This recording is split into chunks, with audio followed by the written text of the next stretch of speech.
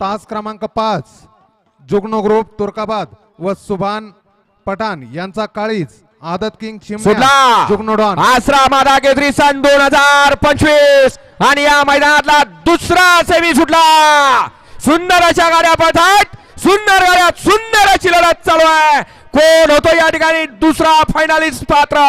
अतिशय सुंदर आणि निर्विवाद वर्चस्व, अतिशय सुंदर।